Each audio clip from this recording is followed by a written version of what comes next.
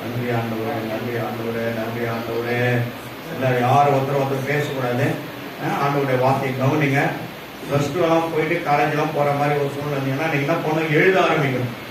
சரிங்களா? ஆமாம், ஆண்டவருடைய வார்த்தையை நீங்கள் தெரிஞ்சுக்கணும். எழுததான் நம்மளுக்கு ப்ராக்டிஸ் ஆகும். நாங்களாம் அதுதான் மேலே வந்திருக்கோம். குறைஞ்சது 15 டைரிக்கு மேலே நான் எழுதியிருக்கேன். 15 டைரி நம்மளோட தேசிய தலைமை சபையில் பரிசுத்தவான் அந்த சாப்சுந்தர ஐயா எழுதுனாங்க.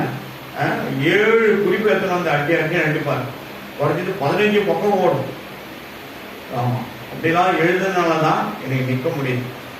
அதுக்கப்புறம் ஒரு 5 வருஷம் பைபிள் காலேஜ். ஏன்னா இது அல்ல குறையாத ஒரு அன்பு, கிண்ணத்தில தெவிட்டாத ஒரு அன்பு. திருநெல்வேலி அல்வாவை காட்டிலும் இது இனிமையானது பரிசுத்த வேதாகம். நீங்க 100 புஸ்தகத்தை படிச்சுட்டு மேல போலாம், எவ்வளவு பெரிய அதிகாரம் கூட ஆகலாம். ஆனா ஒரே ஒரு வேதத்தை படிச்சுட்டு நீங்க அதிலே அனுதினமும் இரவும் பகலும் அது தியானிக்கிற மனுஷன் பாக்கியவான். பாக்கியவான்னா யாருன்னா ஐஸ்வர்யானவங்களை மாத்திரம், ஐஸ்வர்யவானா மாத்திரம். நாங்களாம் அப்படிதான் மேல வந்திருக்கோம். யாரையும் நம்பி நாங்க மேல வந்ததே கிடையாது. எந்த ஒரு மனுஷனையும் நம்புறதும் கிடையாது. அவரை தவிர அன்பு ருசி பார்த்த பிறகு எதையும் நம்ம என்ன பண்ணக்கூடாது, மேன்மை பாராட்டக்கூடாது. நம்மை கரம் பிடித்து நடத்தின ஜீவனாகிய இயேசுவாகிய அவரையே நாம் நம்பி என்ன பண்ணோம், மேன்மை பாராட்ட வேண்டும். Thank you Jesus, thank you father. என் பாவ பரிகாரியே, என் ஜீவ உபகாரியே, என் பாவ பரிகாரியே, என் ஜீவ உபகாரியே, எனக்காகவே மரித்தீரையா, எனக்காக உயிர்த்தீரையா, எனக்காகவே மரித்தீரையா, எனக்காக உயிர்த்தீரையா. உம்மை நானும் சரியாக இருக்க, உம்மை நானும் சரியாக இருக்க, கிருபையால் மூடுமையா, எங்களை கிருபையால் மூடுமையா. என் பாவ பரிகாரியே, என் ஜீவ உபகாரியே, என் பாவ பரிகாரியே, என் ஜீவ உபகாரியே. இயேசுவின் ஜனங்கிற நல்ல பிதாவே, ஆமென். கர்த்தர் பரிசுத்த நாமத்திற்கு மகிமை உண்டாகட்டும். கர்த்தர் நல்லவராக இருக்கிறார்.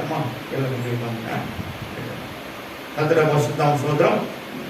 இந்த வேதத்துல யாத்ராவ புஸ்தகம் அப்படி வந்துருங்க, ஜாஸ்தியமா அப்படி வந்துருங்க, இப்படி வந்துருங்க. இந்த ஒரு வாரம் இப்படி வந்து தனியாக போட்டுருக்கோம். நான் என் இடத்துல தான் நீங்க உட்கார போறீங்க. பிள்ளைங்க வரலையா? சரி உட்கார். கர்த்தர் பரிசுத்தம் சோதரம். சரி, அவங்க பார்த்தாருங்க. நம்ம சப்ஜெக்டுக்குள்ள கவனிப்போம். யாத்ரா புஸ்தகம் 33வது அதிகாரத்துல உட்காந்து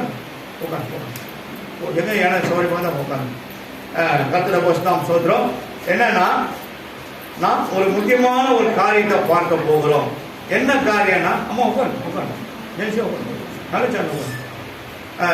நம்ம மகா பெரிய பாவத்துல பெரிய பாவம் சின்ன பாவம் எதுவுமே கிடையாது. எல்லாமே பாவம் தான். பாவம் செய்யற ஆத்துமா சாகவே சாகும். ஏன் அது ரெண்டு முறை அப்படியே அழுத்தி சொல்றாரு. ஏன் அழுத்தி சொல்றாரு? அது உள்ள போனா காலின்னு அர்த்தம். அது உள்ள போனா காலின்னு அர்த்தம். எசேக்கியேல் 18:4 பாருங்க. 20 பாருங்க, ஒரே வார்த்தையை 2 முறை காட்டுறாரு. ஏன் நம்ம ஜனங்க யாருங்க சொல்லுங்க? நம்ம ஜனங்க யாரு? நீங்க என்ன பண்ணோம்? நான் தான் நான் தான். அவர் இருக்கின்ற வண்ணமாகவே இருக்கிறார் இல்லையா? அப்போ அவர் தான் சொல்றாரு. எரேமியா என்ன சொல்றாரு? எசேக்கியேல் என்ன சொல்றாரு? வணங்கா கழுத்துள்ள ஜனங்கள். நான் சொல்லல, வேதம் சொல்லு. இவர்கள் கலகக்காரர்கள். யாருக்கு கொடுத்த டைட்டில் இது? ஆண்டவரே கொடுத்த டைட்டில். கீழ்ப்படியாத ஜனங்க அவங்க. கீழ்ப்படியாத ஜனங்களை தேவன் வழியில கொல்லுவாய் சர்ப்பங்களை அனுப்பி அவர்களை கொன்றார் இருக்கும். அதான் பாவம் செய்யற ஆத்துமா சாகவே சாகும், சாகவே சாகும். கொல்லிவாய் சர்ப்பங்கள்னா என்ன அர்த்தம் சொல்லுங்க? சொல்லுங்க. கொல்லி வாய், கொல்லினா என்ன? நெருப்பு இல்லையா? நெருப்பத்துக்கு தலையில போட்டுறது கிடையாது. ஒரு நெருப்பு காட்டியை கொளுத்துரும். அந்த அளவுக்கு ஒரு பவர். அதுதான். சும்மா கீழே ஒரு காலில் விரல தட்டின உடனே தலை வரைக்கும் அந்த பாய்ச்சல் போயிடும். தலை வரைக்கும் நாடி நரம்பு எல்லாம் சரணு ஏறிடுமா, பொத்து பொத்துன்னு ஒன்றுவாங்க. கலாத்தியர்கள் புஸ்தகம் நான் நினைக்கிறேன், கொலை செய்யற தேடுறேன். ஆனா தேவன் கீழ்ப்படியாதவர்களை என்ன பண்ணாரு? அழித்து போட்டாரு. தன் கோபாக்கனை அனுப்பினார். அப்போ தேவன் நம்மள என்ன நினைக்கிறாரு? கீழ்ப்படியணும்னு நினைக்கிறார். வேற ஒண்ணும் நம்மள ஆளு 4 சிமெண்ட் போட்டு தூணா நம்மள நினைக்கல. கீழ்ப்படியணும். எதுக்கு கீழ்ப்படியணும்? வார்த்தைக்கு கீழ்ப்படணும்னு நினைக்கிறாரு. சரி, இப்போ சங்கீதங்களின் புஸ்தகம் 1ஆம் அதிகாரம் 1வது வசனத்தை வாசிப்போமே. மைக் பின்னாடி ஒரு மைக் கொடுமா, நீ ஒன்று வச்சு 2 பேரும் ஆளுக்கு ஒன்று வச்சுங்க. இன்னொரு மைக் போட்டுமா. படிமா படிமா. துன்மார்க்கருடைய ஆலோசனையில் நடவாமலும். நடக்கூடாது. துன்மார்க்கன்னா யாருன்னு நமக்கு நல்லாவே தெரியும். ஆலோசனை நடக்காமலும், பாவிகளுடைய வழியில் நில்லாமலும். பாவிகள் அங்க நிக்கிறாங்கன்னா நம்ம என்ன கூடாது? அங்க நிக்க கூட கூடாது. திருப்பாக போயிட்டே விடும். நில்லாமலும், பரியாசகர் உட்காரும் இடத்தில் உட்காராமலும். இப்போ பார்த்தாலும் எங்கன்னா ஒரு கடையாண்ட 4 பேர் உட்காந்து பீடி புடிச்சு புடிச்சு போட்டு அவ்வளோ பீடி விழுவாங்க. பேப்பரை படிச்சுக்கினேன். கடை 10:30 மணிக்கு தொடப்பான். இவங்க அதுக்குள்ளேயே வந்து காலையில அங்க போய் உட்காந்துக்கின்னு அவங்க மேல இருக்கிற சாபத்தான என்ன பண்ணுவாங்க? அப்புறம் அநியாயத்தெல்லாம் தரித்திரத்தெல்லாம் அந்த கடை படியாண்டிய கொட்டிட்டு போயிடுவாங்க. அந்த கடை விளங்குமா? விளங்குமா? விளங்காதா? சொல்லுங்க. ஆசீர்வதிக்கப்படுமா? ஆசீர்வதிக்கப்படாதா? இருக்கிறத முடியாது. என்ன பண்ணும்? இன்னும் தேஞ்சு போடும். ஏன் கடைகளை நிறைய முறை என்ன பண்றாங்க? டக்கு டக்குன்னு எல்லாத்தையும் மூட்டு வியாபாரம் இல்லைங்க. என்னங்க ஏன் நடக்குதுங்க? ஏன் நடக்குது? என்னைக்காவது ஒரு நாளைக்கு 7 மணிக்கு அங்க என்ன நடக்குதுன்னு ஓனர் போய் பார்த்துறியா? பார்க்கணும். அந்த இடம் சாபம். பரியாசக்காரங்க உட்காந்துன்னு வீடு பூச்சின்னு பேப்பர் பச்சின்னு ஊருப்பட்ட கதைகளை பேசிக்கின்னு அங்க நல்லது பேசுறது கிடையாது. அங்கதான் பரியாசக்காரத்தை நம்ம நிற்க கூடாதுன்றாங்க. சொல்லறத நம்ம கேட்டுதான். சொல்லறத கேட்காதனாலதான் கர்த்தர் என்ன பண்ணாரு? இஸ்ரவேலர்களை அழித்தார். வேறு சொல்லு. பல விதத்துல அவங்களை என்ன பண்ணாரு? சங்கரித்தார். சிலர் பட்டயத்துக்கு ஒப்பு கொடுத்தார், சிலர் கொல்லிவாய் சர்ப்பங்களுக்கு ஒப்பு கொடுத்தார், சிலர் என்ன பண்ணாரு? பல விதமான நாச மோசங்கள் கொள்ளை நோய்களுக்கு ஒப்பு கொடுத்தார். செய்யக்கூடாத செய்யாதனால 3000 பேர் சேர்த்தான், 4000 பேர் சேர்த்தான், 23,000 பேர் சேர்த்தான் ஒரு இடத்துல. எங்க எங்க வீழாயம் சொன்ன ஆலோசனை துராலோசனைனால எத்தனை பேர் சேர்த்தான்? 23,000 பேர். ஆனா அதே வார்த்தை 1 கொரிந்தியர் புத்தகம் சொல்லுது 24,000 பேர்னு சொல்லுது. கர்த்தருடைய பரிசுத்த நாமத்திற்கு மகிமை உண்டாகட்டும். அதுதான் பாவம்னா பாவம் தான். சின்ன பாவம் பெரிய பாவம் கிடையாது. ஒண்ணு, நீங்க வாயை அடக்கிட்டாலே பாவம் உங்களுக்கு வெளியே வரவே வராது. நம்மளுடைய பார்வை சாதாரணமா இருக்கணும். எப்படி இருக்கணும்? ஒரு ரிலாக்ஸா இருக்கணும். சில பேர் பார்க்கிற பார்வையை பார்த்தா நம்மளுக்கே பயமா இருக்கும். நமக்கு பயமா இருக்கும். ஏன்னா சில பேர் பார்வை இந்த மேல இருக்க ரப்பைகள் அப்படி இருக்கும், தூக்கிட்டு இருக்கும், அப்படி அடிச்சு பார்ப்பாங்க, அடிவெட்டில் பார்ப்பாங்க, மேலே பார்ப்பாங்க, கீழே பார்ப்பாங்க. இதெல்லாம் இருக்குது, பல விதமான பார்வைகள் இருக்குது. எல்லாம் கண்ணுனாலையும் வாயினால தான் வருது. பார்க்காததான் பார்த்துட்டா பாவம் தான். போஸ்டர் 1000 ஒட்டி இருப்போம், அது நம்ம வேலை கிடையாது, நம்ம பாட்டுக்கு போக வேண்டியதுதான். அவ்வளவுதான், மாட்டிக்க கத்திர கோஸ்தவம் சொல்றோம். சரி, வார்த்தைக்குள்ள போகணும். ஆண்டோடைய எதிரெல்லாம் அவருக்கு விருப்பம் இல்லாத சில காரியங்கள் வந்து சொன்னேன். அதனால்தான் எசேக்கியேல் 18:4-20 ஒரே வார்த்தையை சொல்லுது, பாவம் செய்கிற ஆத்துமா சாகவே சாகும். கர்த்தர பரிசுத்த நாமத்துக்கு மகிமை உண்டாகட்டும். சரி, யாத்திராகமம் புஸ்தகத்துல 32வது அதிகாரத்துல இவங்க என்ன பண்றாங்க, இஸ்ரவேல் ஜனங்கள் கொஞ்சம் கொஞ்சமா தயங்கி வராங்க. வந்து ஒரு இடத்துல வந்து பாளையம் இறங்குறாங்க. அந்த சீனாய் மலைக்கு முன்னாடி அவங்க கீழே இருக்கிறாங்க. தேவன் மோசேகிட்ட பேசுறாங்க, நீ மலைக்கு சீனாய் மலையில நான் சொல்லும் நேரத்துல நீ மேல வா. அதுக்கு முன்னாடி அந்த மலையை சுத்தி ஒரு மாடு கூட மேயக்கூடாதுன்ற, அது மேய வந்ததுனால செத்துரும். ஒருத்தவங்க அந்த மலையை தொடக்கூடாது, அது கிட்ட போகக்கூடாதுன்றாரு. போனா செத்து போயிடுவான். ஏன்னா ஆண்டவர் பல காரியங்களை மோசேகிட்ட சொல்றாரு. அது ஏன் சொல்றாருன்னா இந்த ஜனங்களுக்கு சொல்றதுக்காக தான் சொல்றேன். ஏன்னா அவர் வழிநடத்தி வர ஒரு லீடர், ஆண்டவர் அவரை தெரிந்து கொண்டார். அப்போ சொல்லிட்டு வராரு. ஆனா மலைக்கும் மேல என்ன பண்றாரு, சரி நீ மேல வாப்பான்றார். வரும்போது 2 கற்கொலையை சீத்தி மரத்துல செய்தி எடுத்துட்டு வாங்க. எதுக்காக? 10 விதமான கட்டளைகளை அவருக்கு தன் அக்னியான கரத்தினால எழுதி அவர் கையில கொடுத்து அனுப்புறதுக்கு, இந்த ஜனங்களுக்கு கொடுப்பதற்காக. இதன் பிரகாரம் நீங்கள் நடக்க வேண்டும் என்ற கட்டளைகளை தேவன் நமக்கு கொடுத்திருக்கிறார். அந்த 10 கட்டளைகளை கொண்டு வரும்படியால் மலையில ஏறுறார். ஏறி ஒரு குறிப்பிட்ட இடத்துக்கு போன பிறகு யோசுவா இங்கே இருப்பானே ஆண்டவர் சொல்றத அவர் செய்கிறார். அவருக்கும் தெரியாத அளவுக்கு மேல உயர் தலைவர் போயிறார். அதுக்கு மேல தேவன் அக்னியா இறங்குறார். அந்த மலையில அக்னியா இறங்குறார். அந்த மலை அதிர்ந்தது என்று வேதத்திலே நமக்கு சொல்லப்பட்டிருக்கிறது. அப்போ தேவன் அங்கே மோசேயோட குறிப்பிட்ட இடத்துக்கு மேல நீ வரக்கூடாது, இங்கதான் நிக்கணும்ன்றாரு. மோசேக்கு முன்பாக தேவன் ஒரு குறிப்பிட்ட இடத்துல அக்னியா இருந்து அந்த அக்னிக்கு நடுவில் இருந்து மோசேயோடு முகமுகமாய் பேசுகிறான். ஆனா முகத்தை பார்க்க முடியவில்லை. ஆனால் தேவனுடைய சத்தத்தை அவர் கேட்கிறார். நீ என்னை பார்க்கும் நாளிலே சாகவே சாவாய். நான் உன் கண்மலை விட்டு நான் கடந்து போவேன். கண்மலைகளின் வெடிப்புகளில் நின்று நீ என்னை காண்பாயாக என்றார். அப்போ போகும்போது என் கரத்தை உன் முகத்துல வைத்து விட்டு நான் கடந்து போவேன்றார். அவ்வளவுதான், வேற எதுவும் பார்க்க முடியாது. அப்போ தேவனிடத்தை கர்த்தர் பார்த்தாரு, கொண்டாரு, போனாரு, வந்தாரு, நான் தொட்டாரு எல்லாம் சொல்றாங்க. பல சாட்சிகளை எல்லாம் சொல்றாங்க. எப்படின்னு தெரியல. ஆனாலும் எதையும் நம்ம சந்தேகப்பட முடியாது. கர்த்தரை சொல்ற சில பேர் அதையும் தாண்டி ஆண்டவர் என்ன பரலோகத்துக்கு இட்டும் போனாரு, நரகத்துக்கு இட்டும் போனாரு, அங்க இன்னும் அதை காட்டாரு, இதை காட்டினாரு, பேசினாரு, போனாரு, வந்தாரு. அதெல்லாம் என்ன சமாச்சாரம் ஒன்றும் தெரியல. வேதத்துல அது குறிப்பிடப்படவில்லை. உள்ள போனா போனதுதான், வெளியே வந்தா வெளியே வந்ததுதான். ஆனா ஒருத்தர் மட்டும் உள்ள போயிட்டு வந்தாரு. யாரு சொல்லுங்க, டக்குன்னு சொல்லணும். ரைட், நான் தானே என்ன கேட்க கூடாது, நானா போனாலும் கேட்க கூடாது, என்ன கேட்க கூடாது. நீங்க சொல்லுங்க. நெக்ஸ்ட் சொல்லுங்க.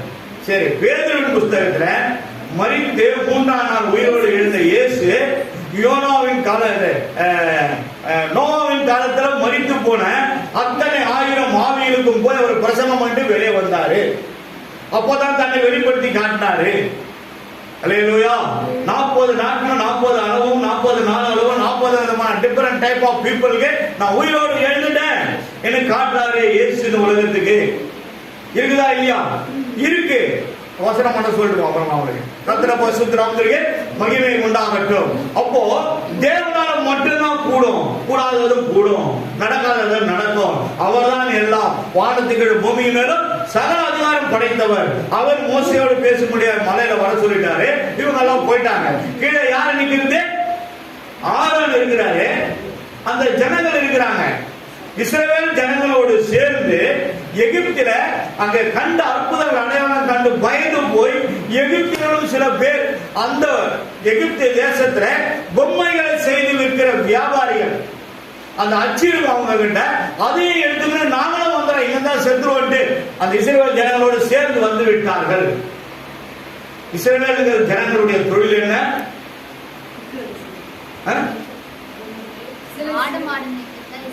அவர்கள் மேய்ப்பர்கள். யோசேப்பு தன் சொந்த ஜனங்களை போய் பார்வோனிடம் காட்டுறார். அவர் கேட்கிறார், உங்க தொழில் என்னன்னு கேட்கிறார். அவர்கள் மேய்ப்பர்கள், மந்தையை மேய்க்கிறவர்கள் சொன்னார். அப்போ கோசன் தேசம் நல்ல அருமையான ஒரு தேசம், விளைச்சலான ஒரு இடம். இவர்களை எடுத்துட்டு போயிடாங்க, நீங்க அங்க சரி பண்ணி அவங்க எல்லா ஏற்பாடும் செய்து கொடுத்துருக்காங்க. அதனால அங்க போய் என்ன பண்ணாங்க, ஆடு மாடுகளை மேய்க்கிறதுக்கு எல்லா வசதியும் செய்து கொடுக்குறாங்க. இவங்களும் அங்க தங்கிக்கிறாங்க. அப்போ அவருக்கு மேய்ப்பர்கள், இதுக்கும் அதுக்கும் அவங்களுக்கு சம்மந்தம் கிடையாது. எகிப்திலிருந்து வந்து ஜனங்க வச்சிருந்ததுனால போனங்களும் ஆளுக்கணும். மோசே மரித்தானா இருக்காரா தெரியல. ஆனாலும் யோசுவா ஆனாலும் காத்துக்கிறார். யோசுவா விசுவாசத்தோடு காத்து நிற்கிறார். போனவர் கண்டிப்பா திரும்பி வருவார். அவர்கள் ஈசாக்கு போயிட்டு என்ன சொல்றாங்க, எலியேசரே இருப்பா, நான் போயிட்டு திரும்பி வருவோம். வந்தாங்களா இல்லையா? வந்தாங்க. விசுவாசம் இல்லாமல் வருகிற அனைத்தும் பாவமே. கில்லாடிதானா இருக்கவே கூடாது. கிறிஸ்துவனா மாறிட்டா கிறிஸ்துவ போல நம்ம இருதயம் மாறி பல விதமான என்ன சொல்றா A to Z நம்மளுடைய காரியங்கள்லாம் நம்மளுக்குள்ள இருந்துக்கிட்டே இருக்கணும். சுவையே இருக்கணும், அப்படியே வச்சுக்கணும், சம்மதம் இருக்கணும்னா கண்டிப்பா நம்ம ஆசீர்வாதமா இருக்க முடியாது. ஆசீர்வாதமா இருக்கவே முடியாது. ஏன்னா பல போராட்டங்கள், பிரச்சனைகள், தூக்கத்துல நிம்மதி இருக்காது. திடீர்னு தூக்கத்துல எழுந்து உக்காந்துக்குவோம். ஏன்னா அநேக விதமான பாரங்கள் நம்ம என்ன பண்ணிருக்கோம், அழுத்தி கொண்டே இருக்கும். அவன் தன் சுய இச்சையினால இழுக்கப்பட்டு மாட்டினான். பல பிரச்சனைகள் மாட்டினான். ஆனா ஆண்டவர் சொல்றாரு ஒரு வார்த்தை, போதும் என்ற ஒரு மனமே இருந்து எனக்கு இருக்கிறது போதும் என்று சொன்னா, எது இல்லாம இருந்தா பண ஆசை இல்லாம இருந்து போதும் என்ற ஒரு நிறைவு உனக்குள்ள இருக்குமானா, எபிரேயர் புத்தகம் 13ஆம் அதிகாரம் 5ஆம் வசனத்தை வாசிப்பாங்களா? மைக்கில் வாசிக்கலாம் சத்தமா. நீங்கள் பண ஆசை இல்லாதவர்களாய் நடந்து உங்களுக்கு இருக்கிறவர்கள் போதும் என்று எண்ணுங்கள். நான் உன்னை விட்டு விலகுவதும் இல்லை, உன்னை கைவிடுவதும் இல்லை. நம்ம கைவிடுவதில் நம்மளை விட்டு விலகுதல் நமக்கு பிரச்சனை வருமா, போராட்டம் வருமா, சிக்கல் வருமா, கஷ்டங்கள் வருமா, தரித்திரங்கள் வருமா, வியாதிகள் வருமா, போராட்டங்கள் வருமா? ஒண்ணுமே வராது. ஏன்? என் கையை புடிச்சுங்க. அவர் என்னை விட்டு விலகுவதும் இல்லை, உன்னை கைவிடுவதே கிடையாது. உன் கையை விடவே மாட்டார். இதுதான் அந்த மாசோட வாக்குத்தத்தம். நம்மளுக்கு வாசஸ் ஸ்காலர்ஷிப்ல இதே வாக்குத்தத்தத்தை வச்சு பேசினாங்க. விஷயம் பார்த்தாருன்னா வாசி அறிவிக்கிறது பேசிட்டாரு. சூப்பரா இருக்குது. தான் எங்களுக்கு வாக்குத்தத்தம். எவ்வளவு வாக்குத்தத்தம் இதுதான். நான் உன்னை விட்டு விலகுவதும் இல்லை, கைவிடுவதா மாதிரியா நம்ம ஒன்னா இருக்கிற பாரியா ஸ்பிரிட்லயே அவர் ஒன்னாயிட்டையா அப்படின்னு கை கொடுத்தார். நாம் சொல்றோம். காரணம் என்னன்னா, தேவன் யாரை இணைக்கிறோமோ அங்க இணைப்பார். கத்திர நாம் சொல்றோம். ஆனா தேவனுடைய வார்த்தை தேவனுடைய தாசனுக்கு அவரே சொல்லி நமக்கு வந்ததுன்னா அது கண்டிப்பா தேசத்துல கிரியை செய்யும். கத்திர நாம் சொல்றோம். சரிங்க, மேல போயிட்டாரு. யோசுவா கீழே கொஞ்சம் பாதி தூரத்துல நிக்கிறாரு. அதுக்கு கீழே ஆரோன் தான் இப்ப இவங்க எல்லாரையும் வழி நடத்துறாங்க. எல்லாம் போயிட்டாங்க. சரி, அப்போ என்ன பண்றாங்க, மோசமே இல்ல, கர்த்தரா நம்ம கிட்ட பேசப்பட்டாரு, நம்ம என்ன பண்ணுது, நம்மளுக்குன்னு ஒரு கடவுளை உண்டாக்கலாம். நான் சொல்லிடுறேன், நீங்க அப்புறம் படிச்சுக்க. 20ல இருந்து 35 வரைக்கும், 20ல இருந்து 35 வரைக்கும் 32வது அதிகாரம் யாத்ரா புஸ்தகத்துல படிச்சு பாருங்க. ஒண்ணு ஒண்ணா படிங்க. ஒவ்வொரு ஸ்டெப் பை ஸ்டெப்பா படிச்சுக்கன்னா கர்த்தர் இதை சொல்லி இருப்பதை நீங்க காணலாம். அப்போ நமக்கு ஒரு கடவுளை நம்மளே உருவாக்கலாம். ஆண்டவர் சொன்னார், உலகாலமா பேசி வழி நடத்தினாரு, எப்படியெல்லாம் அற்புதம் செய்தாரு. கோசன் தேசத்துல எகிப்துல நடந்த ஒரு கேடு நடக்கலையே. கர்த்தருடைய வல்லக்கரம் இருந்ததே, பாதுகாப்பா இருந்தாரு, கொண்டு வந்தாரு. ஒருத்தனம் மறுத்து போலே சாவு இல்லாத வீடே கிடையாது. வேதத்தில் எழுதப்பட்டு அலறல் சத்தம் இல்லாத வீடே கிடையாது. வேதத்தில் எழுதப்பட்டது. இப்படி எல்லாம் உன்னை கண்ணு கருத்தமா காத்தாரு. அவரை கேட்காம கொள்ளாம ஒரு கண்ணுக்குட்டி என்ன பண்ணாங்க, எல்லா நகைகளும் கொடுங்கன்னு சொல்லி கண்ணுக்குட்டியை உருவாக்கிட்டாங்க. உருவாக்கி அது ஒரு மேடை மாதிரி கட்டி அது மேல தூக்கி வச்சுட்டாங்க. அது ஒரு கடவுளா உண்டாக்கிக்கிறாங்க. இது யார் மூலியமா நடந்தது? இது யார் லீடர்? ஆரோன். ஆரோன் ஆரோன் வந்து இதுக்கு லீடர். ஆனா அவரே ஆண்டவர் என்ன பண்ணாரு பின்னாடி உங்களுக்கு நான் காட்டு. ஆனா தேவன் மோசே கிட்ட பேசுறாரு, அவனை எகிப்து அனுப்ப போற வாப்பா எல்லாம் சொல்றாரு.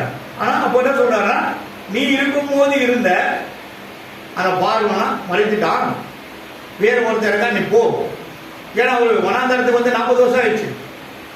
40 வருஷம் எகிப்து இருந்தாரு. அதுக்கப்புறம் ஆடு மேய்ச்சிருந்த தேசத்துல அவர் ஆடு மேய்ச்சிருந்ததுக்கு 40 வருஷம் ஓடி போச்சு. அதுக்கப்புறம் மறுபடியும் 80 வயசுல அனுப்புறாரு.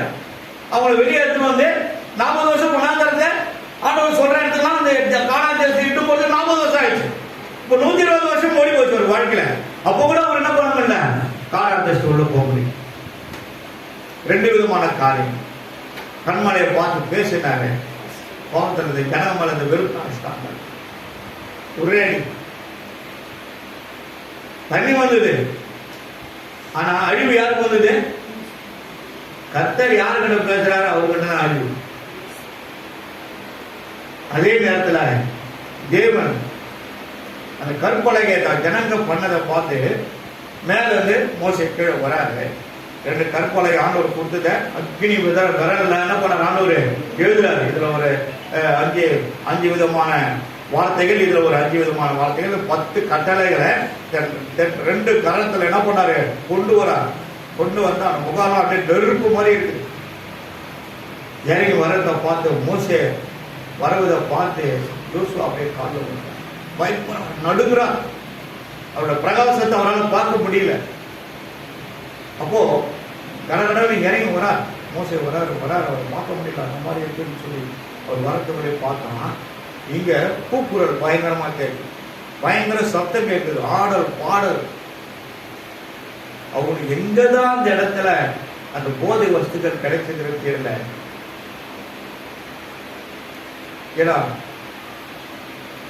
எகிப்துல இவங்க அடிமைகளா வாழும்போது காட்டில் இருந்த சில இலைகளை அவர்கள் பறித்து சாப்பிட்டு அந்த போதைகளை அவர் உண்டாக்கி கொண்டிருந்தார்கள். ஒருவேளை அது அங்கே கிடைச்சி அதை எடுத்து சாப்பிட்டு அவங்க அந்த மாதிரி போதைகளை அவர்கள் மாறிவிட்டார்கள் தெரியல. அதை சாப்பிட்டு அங்க இருந்த அத்தனை பேர் ஜனங்களும் அந்த விக்கிரகத்துக்கு முன்னாக தன்னை நிர்வாணம் ஆகிவிட்டாங்க. எல்லாம் துணியால கட்டி போட்டுட்டு போதையில நிதானம் இல்லாம அருவருப்பை உண்டாக்கி கொண்டார்கள். தேவன் சொல்றார், மோசே உடனடியாக இறங்கி போ, உன் ஜனங்கள் அவர்களை கெடுத்து கொண்டிருக்கிறான். ஒரே ஒரு இமை பொழுதுல அக்னியை இறக்கி அவர்களை எரிச்சு போட்டுறேன்.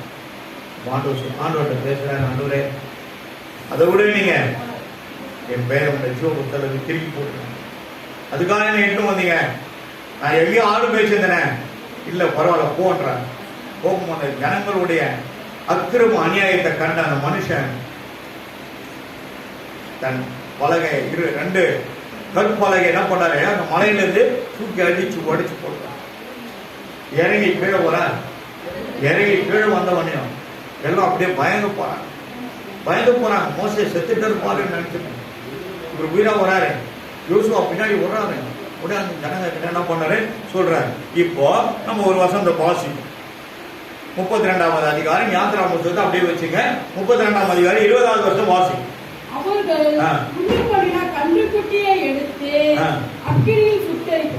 மோசே என்ன பண்றாருன்னா அந்த கன்றுக்குட்டியை எடுத்து அக்னியில போட்டு எரிக்கிறார். நல்ல கவனிங்க. எரித்து சுட்டெரித்து அதை பொடியாக அரைத்து, எப்படிங்க அரைக்க முடியும்?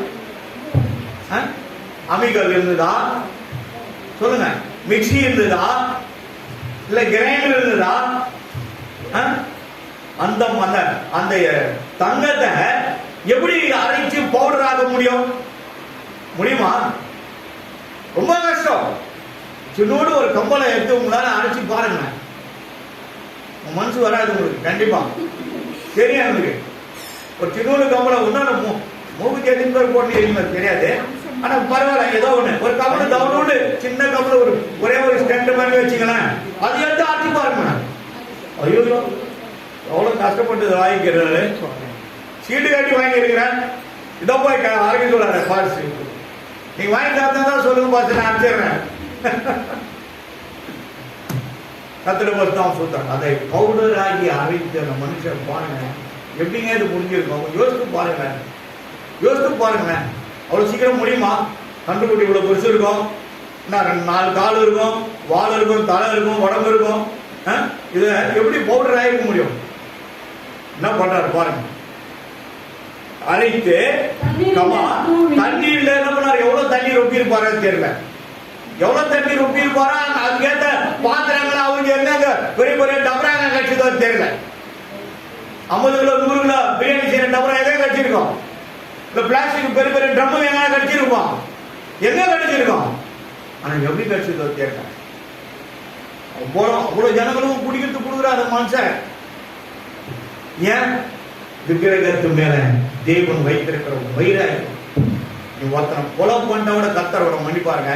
நான் இன்னைக்கு சொல்றேன், மன்னிப்பார். எத்தனை பேர் 3 பேர் 4 பேர் வெட்டிட்டு போறவங்க ஜெயில போய் ரட்சிக்கப்பட்டு நீ வெளியே வந்து பாஸ்டா இருக்கிறாங்க, பாஸ்டா இருக்காங்க, சபை நடத்துறாங்க, ஞானஸ்தானம் கொடுக்குறாங்க, அபிஷேக ஆராதனை நடத்துறாங்க, மனம் திரும்பி நடத்தப்படுறாங்க. ஆனா அதுக்கு முன்பாக போய் நின்று பேசாத ஒரு சிலைக்கு முன்பாக நின்று உன்னை சாஸ்தாங்க விழுந்து தொழுது கொள்வாய் என்றால் ஒரு காலம் கர்த்தர் உன்னை மன்னிக்க மாட்டான். வேதம் சொல்லுது, நான் சொல்றது. என்ன பண்ணாரு பாருங்க. அரைத்து தண்ணீர் மேல தூறாரு. தண்ணீர் மேல தூவி அதை இஸ்ரவேல் ஜனங்களுக்கு புத்திரர்களுக்கு சரி ட்ரம் எங்க புடிச்சிட்டு வந்தாரு, தண்ணியும் ரொப்பிட்டாரு. அத்தனை ஆயிரம் மக்களுக்கு சொம்பு எங்க கட்சிருக்குமா, ஜோட்டல கட்சிருக்குமா, டம்ளர் கட்சிருக்குமா? யோசித்து பாருங்க. எப்படி குடிக்க கொடுத்துருப்பாரு? ஒண்ணு கூட கொடுக்கணும் இல்லையா? இந்தா குடி குடி குடி வாயில ஊத்து. எல்லாரும் லைன் நீங்க வச்சு கொடுக்குறாரு. இதுல திராட்சை ரசமா கொடுத்து வாயில ஊத்து, டேஸ்டா சாப்பிடு. தங்கம் உள்ள போனா என்ன ஆகும்? என்ன ஆகும் சொல்லுங்க? என்ன போகும்? என்ன ஆகும்? அது ஒரு வாட்டர் ரோட் மாதிரி தான். குடலாம் அறுக்கும், குடலாம் அறுத்து எடுத்துரும். குடிக்க கொடுக்குறார். பவுடர் ஆயிடுது, பவுடர் ஆயிடுது. நம்ம உயிருக்கு ஆபத்தாயிடும். ஆனா குடிக்க கொடுக்குறாரு. அப்போ குடிக்க செய்தார். பின்பு மோசே ஆரோனை நோக்கி என்ன சொல்றாரு? நீ ஜனங்களுக்கு மேல் இந்த வெறும் பாவத்தை சுமப்பதற்கு இவர்கள் உனக்கு என்ன செய்தார்கள்? ஒரு கேள்வி கேட்கிறாங்க. என்னோட அண்ணன் தானே இந்த பாவத்தை அந்த ஜனங்க தலைமையில வைக்கிறதுக்கு நான் உனக்கு என்ன செய்தேன்? நீ ஏன் இப்படி செய்த? நீ ஏன் இப்படி செய்த? நடந்துக்கணும்னு சொல்லி கேட்கிறேன். கர்த்தருடைய பரிசுத்த நாமத்திற்கு மகிமை உண்டாகட்டும். இதே 32 நீங்க பாருங்க, 31 பாருங்க, 2 வசனம் வாசிக்கிறோம். மறுநாளில் மோசே ஜனங்களை நோக்கி நீங்கள் மகா பெரிய பாவம் செய்தீர்கள். இதுதான் தலைப்பு. மகா பெரிய பாவம். சின்ன பாவம் பெரிய பாவம் போயிருப்பா. வேதத்தில் என்ன தெரியுது? மகா பெரிய பாவம். மகா பெரிய பாவம் செய்தீர்கள். உங்களுக்காக நீங்க பெரிய பாவத்தை செய்துட்டீங்கன்னா, விக்கிரகத்தை உண்டு பண்ணிட்டீங்க. அதுக்கப்புறம் இப்படிலாம் அதுக்கு நிர்வாணி ஆக்கி அவமானப்படுத்தி நீங்க உங்களை கேவலப்படுத்தி அசிங்கப்படுத்தி இப்படியெல்லாம் காரியம் விட, அதுவும் இந்த போதை வஸ்துகளை சாப்பிட்டு பாவத்து மேல பாவம் செய்து அதான் மகா பெரிய பாவம். மகா பெரிய பாவம். அப்போ செய்தீர்களே என்று சொல்லி கேட்டு என்ன பண்ணாரு? அப்புறம் 2வது வசனம் மகா அப்படியே மோசே கர்த்தருக்கு திரும்பி போய், ஐயோ இந்த ஜனங்கள் பொன்னினால் தங்களுக்கு தெய்வங்களை உண்டாக்கி மகா பெரிய பாவம் செய்திருக்கிறார்கள். ஆண்டவர்கிட்ட சொல்றார், விக்கிரகத்தினால ஒரு தெய்வத்தை உண்டாக்கி இவர்கள் மகா பெரிய பாவத்தை செய்தார்கள் ஆண்டவரே என்று சொல்லி அவர்கிட்ட என்ன பண்றார்? ஆண்டவர்கிட்ட முறையிட்டு கெஞ்சுகிறார். கெஞ்சி கேட்கிறார். 31 32 அப்போது சொல்ற மகா பெரிய பாவம் செய்கிறார்கள் என்று சொல்லி மோசே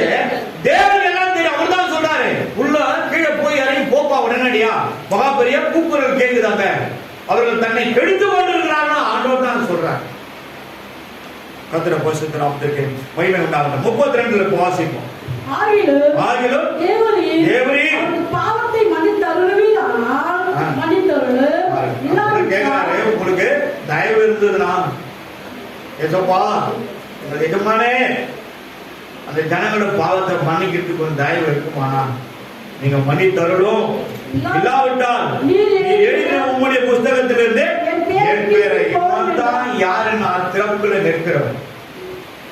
திறப்புல நிற்கிறத யாருன்னா இவன் தான் தன் சொந்த ஜனங்களுக்காக தன் ஜீவனை விட்டான்.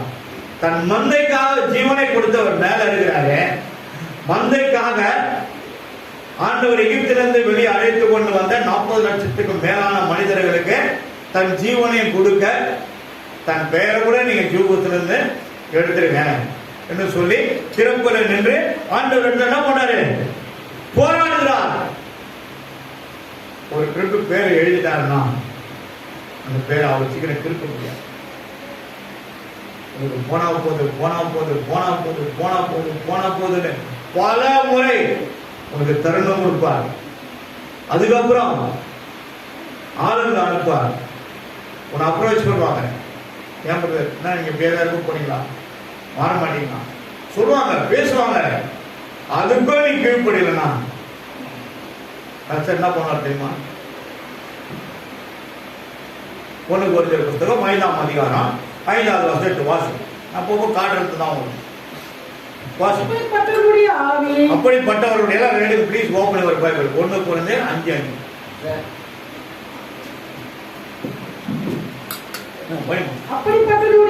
அப்படிப்பட்டவர்களுடைய ஆவி படைத்த மனிதர்களை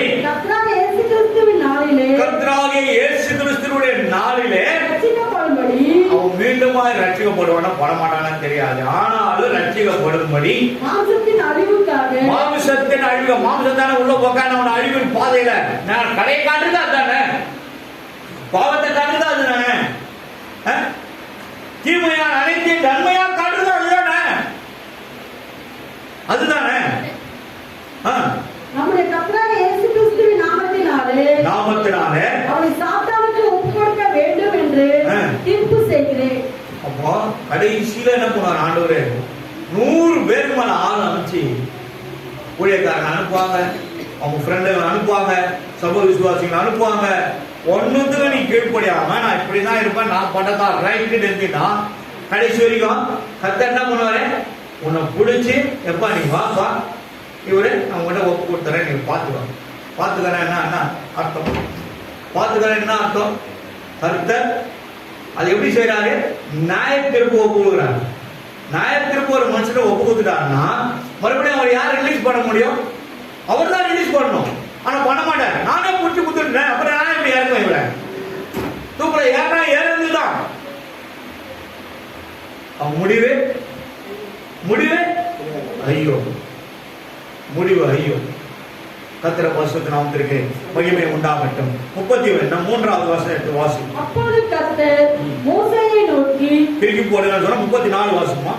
அப்போது நீ போய் நான் உனக்கு சொன்ன இடத்துக்கு ஜனங்களை அழைத்து கொண்டு போ. கூட என்ன சொல்றாரு? ஏப்பா ஒரு நாள் நான் வந்தேன், நான் உங்க தேவ தூதன் அனுப்புறேன், நீ போ, இவங்க இட்டும் போயிட்டு ஜனங்களை எங்க சேர்க்கிறப்பாங்க போய் சேரு, நான் உன்னோடு பேசிக்கிட்டே தான் இருப்பேன்னு சொல்லி சொல்றாரு. அப்போ அதை சொல்றாரு பாருங்க, போ இடத்திற்கு ஜனங்களை அழைத்து கொண்டு போ, என் தூதனானவனை உனக்கு முன்பாக செல்வார். ஆகிலும் நான் விசாரிக்கும் நாளில் அவருடைய பாவத்தை அவர்களிடத்தில் விசாரிப்பேன் என்றார். உடனே ஒண்ணு சொல்ற, நல்லா கவனிங்க. இது எப்படியாப்பட்ட பாவம்? விக்கிரகத்தினால் உண்டாக்கப்பட்ட ஒரு பாவம். தேவனுடைய நியாய தீர்ப்புக்கு நிக்கிறது இது. ஆகையினால ஆண்டவர் என்ன சொல்றார் பாருங்க, அவர்களுடைய பாவத்தை அவர்களிடத்தில் விசாரிப்பேன். அப்போ இந்த பாவம் நம்மளை விட்டு போவே போவாது.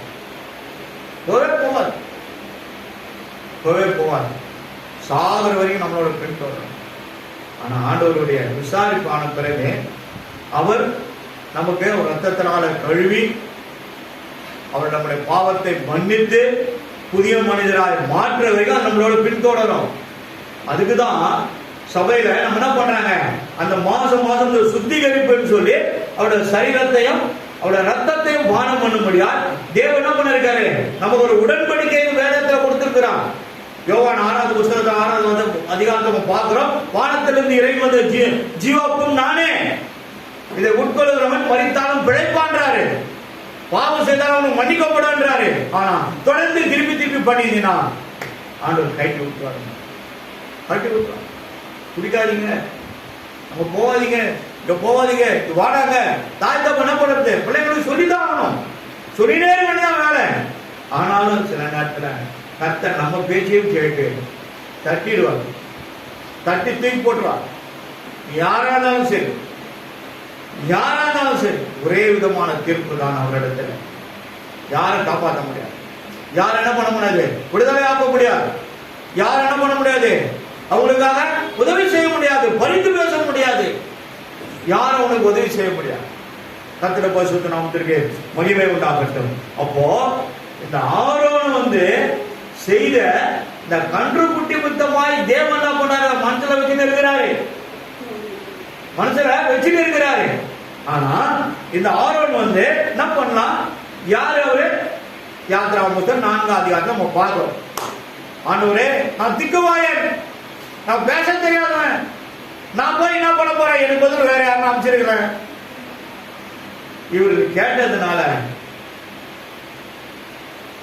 கர்த்தர் என்ன பண்ணாரு, 4:24 கேட்டு வாசிங்க. முகமுகமாய் மோசேயோடு பேசின வாப்பான்னு சொன்ன அதே ஆண்டவர் அவர் என்ன பண்ணாரு, வழியில தங்கப்படுத்துறவனை கொல்ல பார்த்தார்.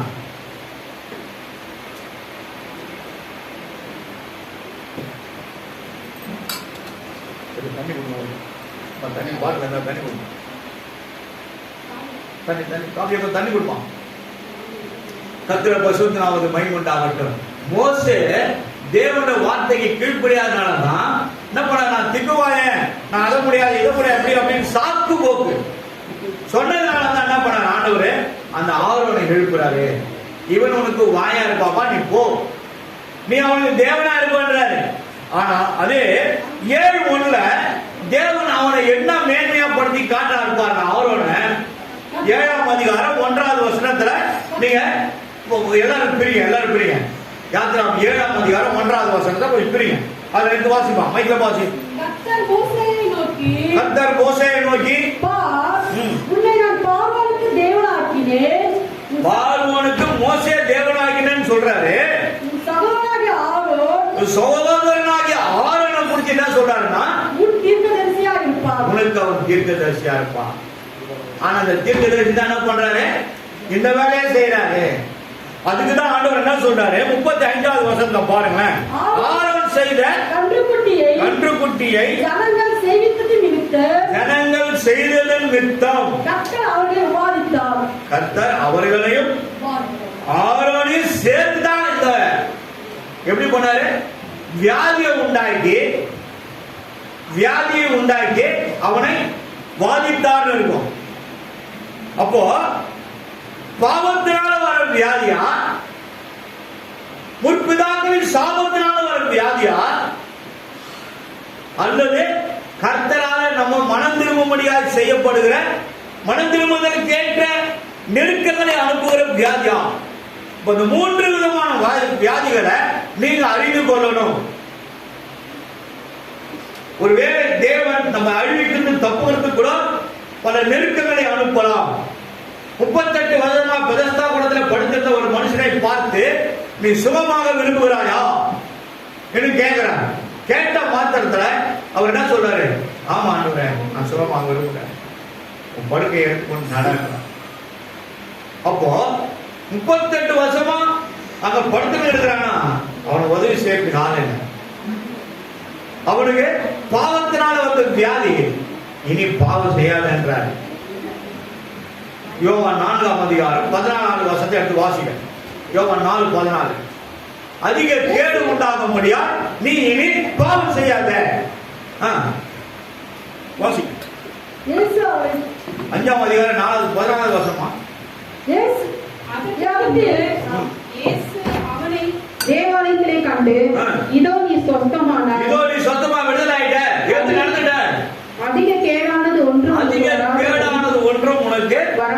வராதபடி இனி பாவம் செய்யாதே என்றார். நல்லா எழுதிங்க. அப்போ இது பாவத்தினால வந்த 38 வருஷமா பலஸ்தாபடுத்த பாவத்தினால ஒரு வியாதி தான் இந்த தாசி. அப்ப நம்ம என்ன பண்ண ஆண்டவர்கிட்ட முதல்ல நம்ம ஃபர்ஸ்ட் அவர் முகத்தை தேடணும். எந்த முகத்தை தேடுங்கள் என்று என் கர்த்தர் சொன்னதினாலே தமுகத்தை தேடுவேன் கூப்பிடும் என் சத்தம் கேட்டு தயவாக பதிலளிப்பார். தமுகத்தை தேடுவேன் கூப்பிடும் என் சத்தம் கேட்டு தயவாக பதிலளிப்பார்.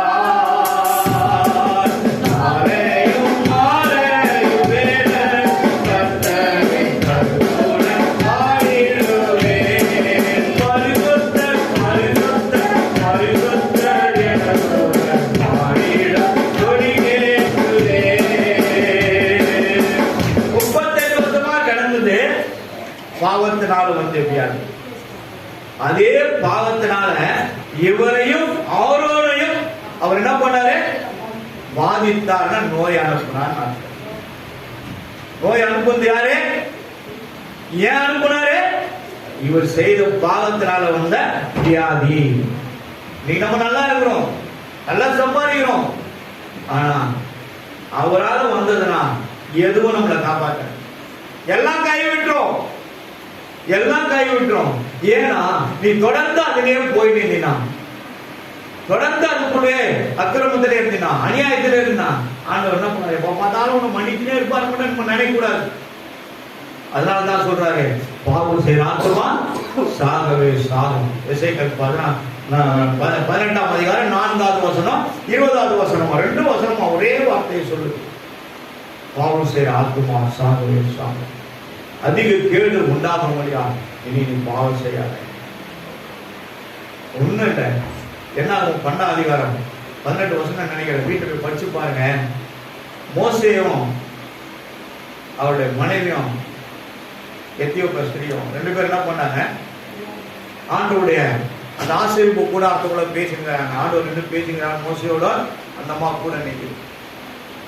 அந்த அம்மா பேர் என்ன, சிப்போரால். பேசி நிற்குது. ஆண்டவர் பேசினாரு மோசே கிட்ட. அமைதியா நிற்குது அந்த அம்மா. ஆரோனும் மீரியாம் 2 பேரும் என்ன பண்றாங்க, உள்ள முனையில நிக்கிறாங்க. என்ன நீங்க பாட்டுக்கு பேசினீங்களேன்னு சொல்லி கிண்டல் பண்றாங்க. ஊழியக்காரனை கிண்டல் பண்ணாலும் மாட்டிக்குவோம், வாயத்து வந்தாலும் மாட்டிக்குவோம். இங்க இருக்க பிடிச்சி அங்க போய் போட்டாலும் அங்க இருக்க பிடிச்சிப்போம், எங்க போட்டாலும் இங்க இருக்க பிடிச்சிப்போம், அங்க போட்டாலும் மாட்டிக்குவோம். ஆனா எங்களுக்கு தெரியாது, ஆனா அவருக்கு தெரிஞ்சிடும்.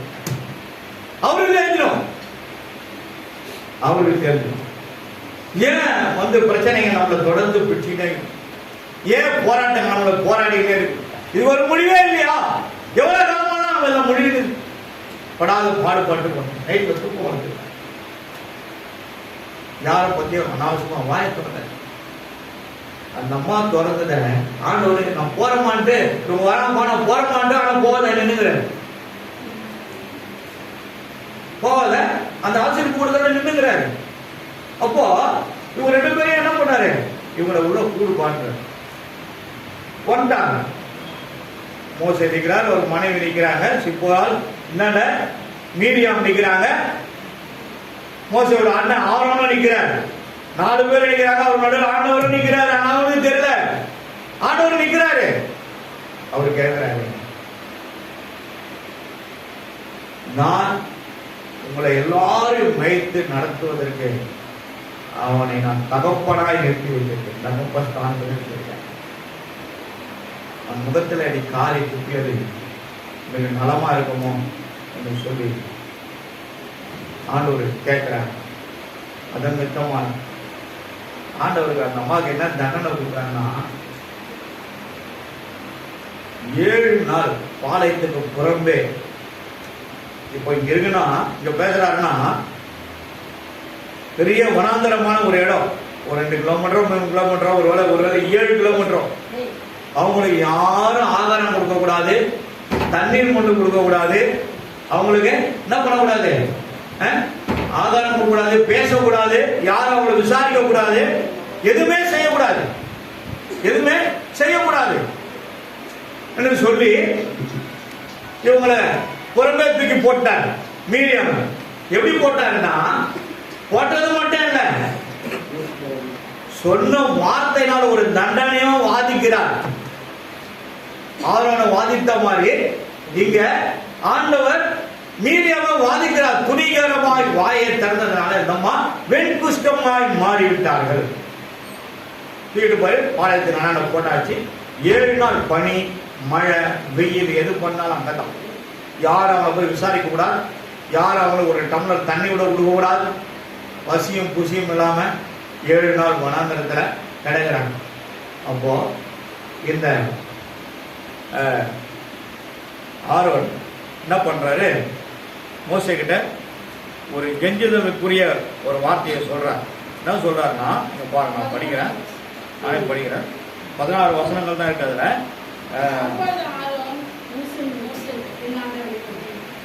அப்போது ஆரோன் என் ஆண்டவனே, 11வது வசனம். அப்போது ஆரோன் மோசேயை நோக்கி, என் ஆண்டவனே, நாங்கள் புத்திரமாய் செய்த இந்த வாயை திறக்கிறதோ ஒரு பாவம் தான். துணிகரமா வாயை திறக்க கூடாது, துணிகரமா பேசக்கூடாது. அப்போ துணிகரமா இந்த அம்மா சொன்ன ஒரு வார்த்தை அவங்களுக்கு என்ன ஆச்சு, பாவமா மாறி போச்சு. யார் அவர்? மோசே யாரு? தேவனால் அனுப்பப்பட்ட அவனும் ஒரு தேவதூதன், தேவனோடு முகமுகமாக பேசிக் கொண்டிருக்கிறவர். ஆனா இந்த அம்மா கிண்டல் பண்ணதுனால, கிண்டல் என்ன ஆயிடுச்சு, மண்டல் ஆயிடுச்சு. கிண்டல் மண்டலா மாறி போச்சு.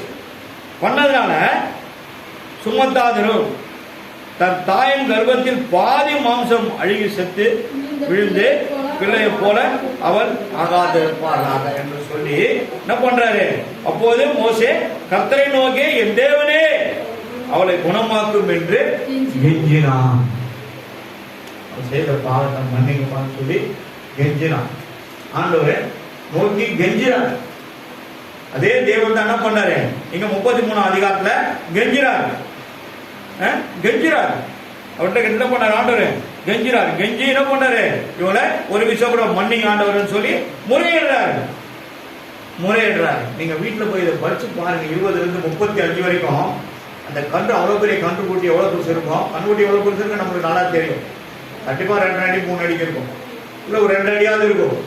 அத அந்த சிலைய எப்படி அவன் பவுடராக இருப்பான், அந்த தங்கத்தை அரைச்சிருப்பான், அவ்வளவு தண்ணி எங்க கழிச்சிருக்கும், அது எப்படி கலகி இந்த ஜனங்களுக்கு கொடுத்துருப்பான், எப்படி அவங்க அதை குடிச்சிருப்பாங்க. அவ்வளோ டம்ளர் அத்தனை ஜனங்கள், 10,000 மக்களும் அதை லைனா நின்று அவங்களுக்கு கொடுக்குறது. அந்த டம்ளர் எங்க கழிச்சிருக்கும், அல்லது மக்கு எங்க கழிச்சிருக்கும், பாத்திரம் எங்க கழிச்சிருக்கும், அவ்வளவு பெரிய பாத்திரத்துக்கு டபரா எங்க கழிச்சிருக்கும், தண்ணி எங்க கழிச்சிருக்கும். ஆனா அந்த ஜனங்கள் சாப்பிட்ட அந்த போதை வஸ்துகள் அப்படி அந்த வனாந்தரத்துல எங்க கிடைச்சிருக்கோம், எல்லாமே ஆச்சரியம், எல்லாமே ஆச்சரியம். ஆனா நாம் செய்யற பாவங்கள் நம்ம முன்னாடி நிற்கும், அது நமக்கு சாட்சியிடும், அது நமக்கு சாட்சியிடும்.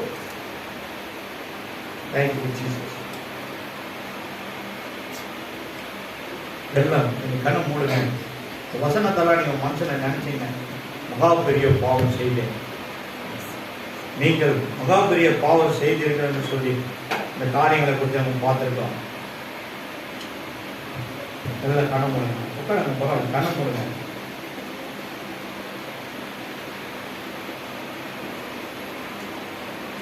நான் பாவம் செய்தேன், அநியாயம் செய்தேன், வாழ்ந்து வந்தேன், உம்மை தேடாமல் வாழ்ந்து வந்தேன், என்னை மன்னியும் தெய்வமே, என்னை உதவி செய் மன்னியுமே, தெய்வமே, என்னை மன்னியும்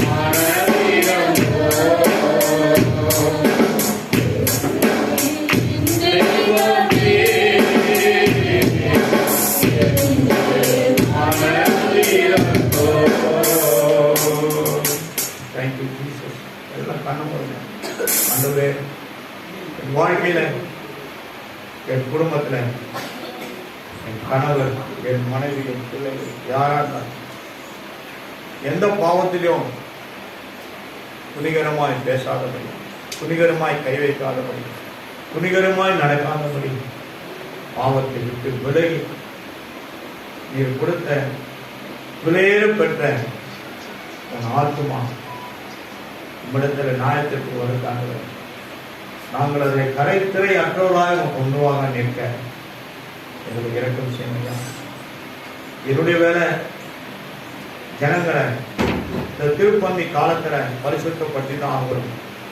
பரிசுத்தம் இல்லாமல் ஒருவரும் தேவனை தரிசிக்க முடியாது. பரிசுத்த அலங்காரத்துடன் அவரை தொழுது கொள்ளுங்கள் என்று வேதம் சொல்லுது. பாவம் நம்மை பாதாளத்துக்கு கொண்டு போகிறோம். பாவத்தினால மனிதன் மரித்து போவான். ஆனால் இந்த சூழ்நிலைக்கு நாங்கள் தள்ளப்படாதபடி தேவன் ஒரு முறையிலும் நாங்கள் பரிசுத்தமாய் எங்களுடைய ஆவி ஆத்துமா சரீரங்களை காத்துக்கொள்ள தேவன் எங்களை இரக்கம் செய்யுங்க ஆண்டவரே, நீதி செய்யுங்க ஆண்டவரே. நாங்கள் உத்தமமாய் உண்மையாய் நேர்மையாய் இருக்க எங்களுக்கு இரக்கம் செய்யும் ஆண்டவரே. இந்த மந்தையில் இருக்கிற ஒவ்வொரு பிள்ளைகளையும் உம்முடைய பிள்ளைகள் ஆண்டவரே, நீங்கள் தயவாய் தெரிந்தோ தெரியாமலோ அறிந்தோ அறியாமலோ நாங்கள் மீறுதல் மித்தமாய் அநியாயத்தின் மித்தமாய் யாராவது நாங்கள் தவறு இருந்தால் நம்ம எல்லாரையும் பாதத்தில் என்னை சாஷ்டாங்கமாக நாங்கள் விழுந்து கிடக்கிறோம். ரத்தத்தினால் கழுவி ஒரு விஷயக்குள்ள என் வாய், என் கண்கள், என் ஆவி, ஆத்மா, சரீரம் முழுவதுமாய் உச்ச தளங்கள் உள்ள கால்வரையிலும் அதை கழுவி பரிசுத்தப்படுத்தி நாங்கள் அந்த சரீரத்தையும் இந்த ரத்தத்தையும் நாங்கள் வானம் பண்ண எங்களுக்கு இரக்கம் செய்யுங்கப்பா. இரக்கம் செய்கிற தேவன் அல்லவா, 1000 தலைமுறைக்கும் இரக்கம் செய்வேன்னு சொன்னீங்க ஆண்டவரே. இந்த கூடாரத்துக்குள்ள இருக்கிற எல்லாரையும் நீங்க கழுவி பரிசுத்தப்படுத்தி ஒருத்தரும் ஆண்டவரே இதை விட்டு விலகாதபடி எல்லாரும் நாங்கள் இதுல பங்கு கொள்ள எங்களோடு பேசியிருக்கிறீங்க.